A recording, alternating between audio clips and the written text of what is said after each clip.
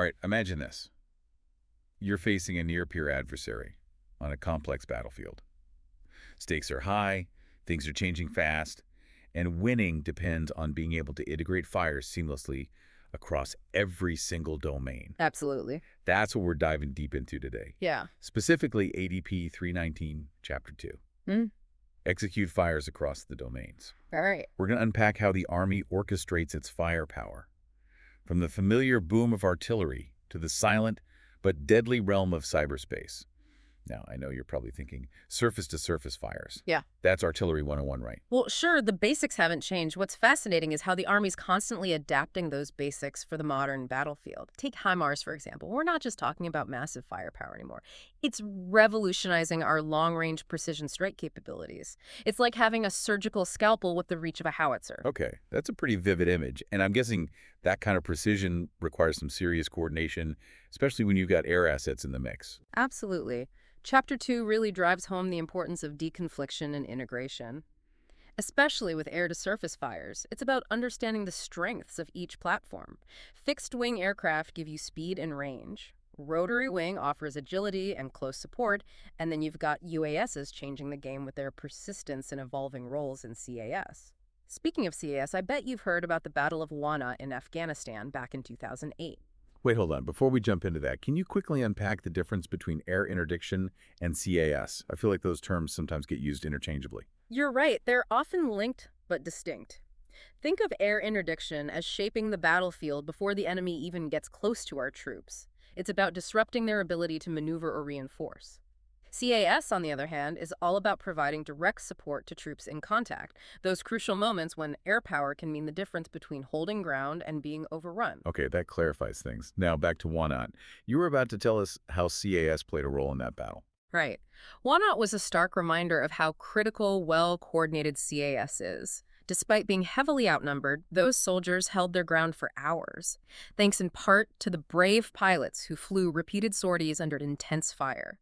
It highlights the importance of pre-planned air support requests and that well-oiled joint air tasking cycle, a system that, thankfully, has been refined since then. It makes you realize how crucial those systems are, especially in a firefight. Yeah.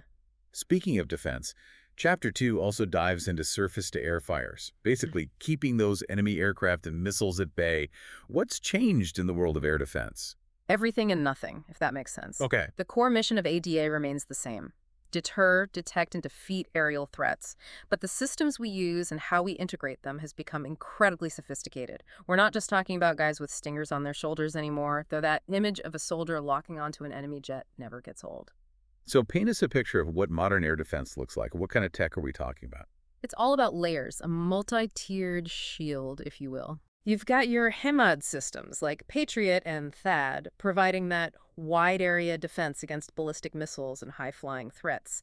Think of them as the guardians of the sky, watching over a large area, ready to swat down anything that comes within range. Then you've got SHARAT systems, your Avengers, Stingers, even CRAM, which are like those quick reflexes you need to swat a fly buzzing around your head. So no matter what kind of air threat we're facing, we've got a system designed to counter it. But it's not just about having the right weapons, is it? Not at all. Effective air defense is like a well-rehearsed orchestra. It requires meticulous planning, constant communication, and seamless coordination between all those different elements. That's where the air defense officer comes in, working their magic to integrate all these systems and ensure we have overlapping fields of fire, making that much harder for the enemy to penetrate our defenses. It sounds like a high-pressure job, especially with the speed at which air threats can develop. Absolutely. It requires incredible skill and training. Those folks train constantly on that common engagement sequence, from the moment a potential threat pops up on the radar to that split-second decision to fire. Okay, we've covered land and air, but there's another domain that's becoming increasingly crucial in modern warfare. And I'll admit, it's one that sometimes makes my head spin a little. Cyberspace. I hear you on that. Cyberspace. It can seem like this intangible, abstract thing, Right. but it's increasingly where battles are won and lost before a single shot is fired in the physical world. Okay, so for those of us who haven't quite wrapped our heads around it yet, how does the Army operate in cyberspace? Think of it this way. Cyberspace isn't just some separate domain, it's interwoven with everything we do. Remember those precision strikes we were talking about? Many rely on data transmitted through cyberspace. And securing that data or denying it to the enemy, that's where cyberspace operations come in. So it's about protecting our ability to operate, but also about using cyberspace offensively. Exactly. Chapter 2 talks about electronic attack as a form of fires. And it's a powerful tool. Imagine being able to blind the enemy's radars, disrupt their communications, essentially turning off their ability to coordinate and react effectively. That's the kind of advantage we're talking about. That sounds like a game changer, especially when you combine it with those kinetic effects we were discussing earlier. Speaking of game changers, Chapter 2 also highlights Special Operations Forces, or SOF. How do they, with their unique skill set, contribute to the fire's warfighting function? SOF brings a whole new dimension to the fires fight. You've got these highly trained operators, often working deep behind enemy lines, providing that ground-level intelligence that's crucial for effective targeting. They're the eyes and ears that help us shape the battlefield before those larger fires assets come into play. So they're like force multipliers, helping us get the most out of our firepower. Precisely. And to make that happen seamlessly, we have these joint fires elements, or JFEs.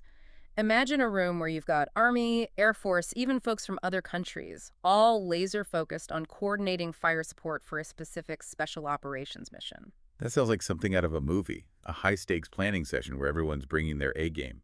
It's definitely high stakes, and the coordination required is intense.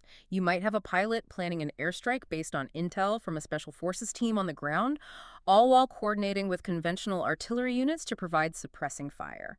It's about creating a symphony of effects, all timed and targeted to achieve that specific mission objective. It's incredible how much goes on behind the scenes to make those missions successful. Now, shifting gears a bit, we have to talk about space. It's easy to forget how much our modern military relies on things like GPS and satellite communications, especially when it comes to fires.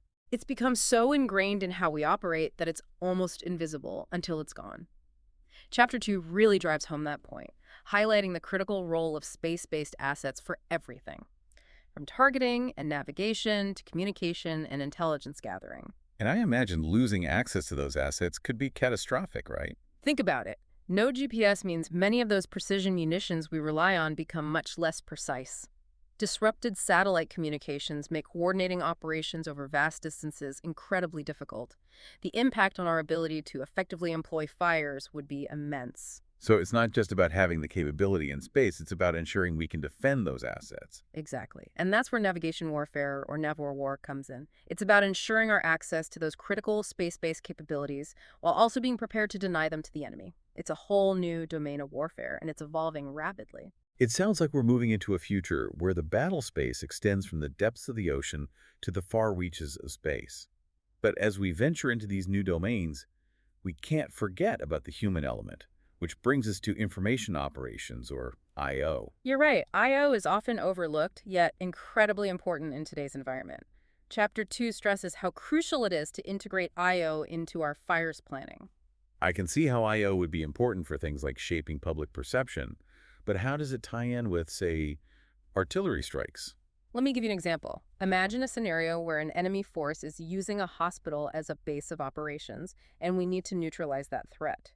Now, a purely kinetic approach, just leveling the place with artillery, would be incredibly damaging, both physically and to our own strategic narrative. Right, it would be a propaganda victory for the enemy. Exactly, but an IO-savvy commander would look at how to achieve the objective while also controlling the narrative. Maybe we use cyber to disrupt their ability to communicate, leaflet drops to warn civilians in the area, and then a surgical strike on a known weapons cache, minimizing collateral damage. The physical and informational effects work hand in hand. It's like you said earlier, it's not just about winning the battle on the ground, it's about winning the hearts and minds of the people. And that requires us to be as savvy with our information operations as we are with our artillery pieces or our cyber weapons. It's about understanding the second and third order effects of our actions, not just the immediate tactical outcome. We've covered a lot of ground here: land, air, cyberspace, space, even the often overlooked but crucial realm of information operations. It's clear that the modern battle space is more complex than ever before, with lines blurring between traditional domains.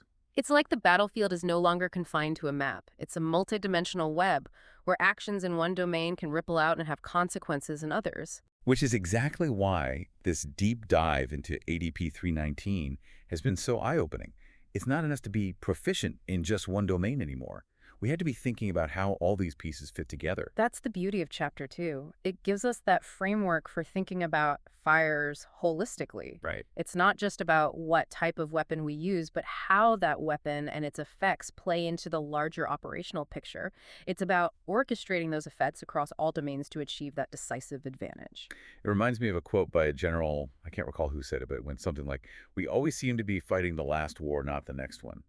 But with ADP 319, it feels like we're finally looking ahead, anticipating the challenges of the future battlefield." I think that's a great observation. And a key part of winning those future battles will be adaptability. Yeah. Chapter 2 emphasizes that the enemy gets a vote, and the battlefield is never static. We have to be prepared to adjust our plans, rethink our tactics, even improvise on the fly, all while maintaining that synchronized multi-domain fight.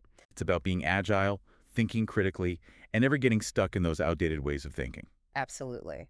And that requires not just technical proficiency, but a deep understanding of strategy, doctrine, and yes, even the human terrain. We have to be able to anticipate how our actions, including our fires, will be perceived by different audiences, our adversaries, the local population, even the international community. It's that whole strategic corporal concept, right? Yeah, Where even the smallest actions can have huge implications on the larger conflict. exactly. Every soldier, regardless of their rank or MOS, has a role to play in this complex multi-domain fight. So as we wrap up this deep dive, what's the one key takeaway you want our listeners to walk away with? What's that nugget of wisdom they can carry with them? I'd say this. In an age of rapidly evolving technology and increasingly complex battlefields, mastering the principles of multi-domain operations as detailed in ADP 319 is not optional. It's essential for success. And that mastery starts with a deep understanding of the fire's warfighting function, not just as a collection of weapons and platforms, but as a dynamic and integral element of our national power. Powerful words to end on. It's been an incredible journey exploring the intricacies of fires across multiple domains. Thanks for joining us on this deep dive, and until next time, stay curious, stay vigilant, and never stop learning.